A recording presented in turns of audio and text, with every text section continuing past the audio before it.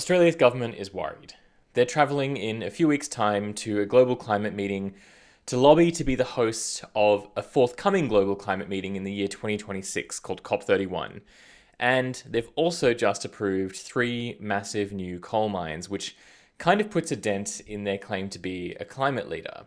There are a bunch of countries in the world who are what I'm going to call progressive climate villains, because they dig up and export a very large amount of fossil fuels or some other emissions intensive thing, and they also go to these global climate meetings and claim, look at us, we're doing a really, really great job. After approving these 3 new coal mines, Australia's Environment Minister's social media team kind of panicked and started posting pictures of her freeing bilbies in the wilderness and claiming to have saved entire regions of Australia. And they also posted a claim that under the Albanese government, they have approved far fewer coal mines and far more renewable energy than the previous Liberal Party government. This is a misleading way of doing this comparison because you don't actually know what the quantities are. So I checked the quantities, and it turns out that Australia's current government, the Albanese government, has actually exported more fossil fuels in terms of the amount of CO2 burnt than any other previous government has in their same first 2 years. We can immediately see that the claims of the Environment Minister are not correct. They're very, very wrong, because Australia has not just continued its fossil fuel exports under the Albanese government, it has actually started increasing from the time they began government to now.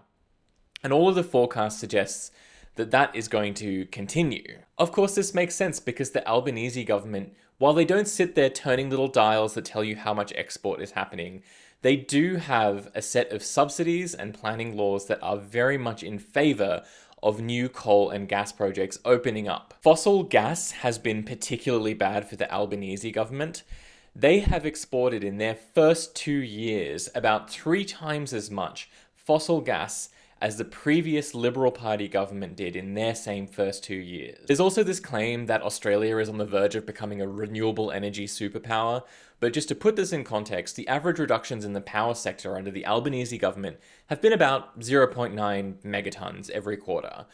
The average emissions from fossil fuels exported every quarter is about 275. So for every 1 unit of reductions in Australia's power sector from renewables, there's about 300 times more climate damage done in the countries that receive Australia's fossil fuels. Australia, Canada, Norway, the US, they're all in this coalition of guilty countries who all want to claim that they're doing a really good job on climate. But the reality is that they can afford to phase out fossil fuels. They're rich. They don't actually rely on fossil fuel income all that much. Compare this to a country like Colombia, which is much, much more dependent on fossil fuels, not just the revenue, but they're not as rich a country as countries like Australia and Norway. And they are phasing out fossil fuels. They've just announced a stop to all new oil and gas projects, and they're going to be releasing a very expensive plan to properly phase out fossil fuel production from the country.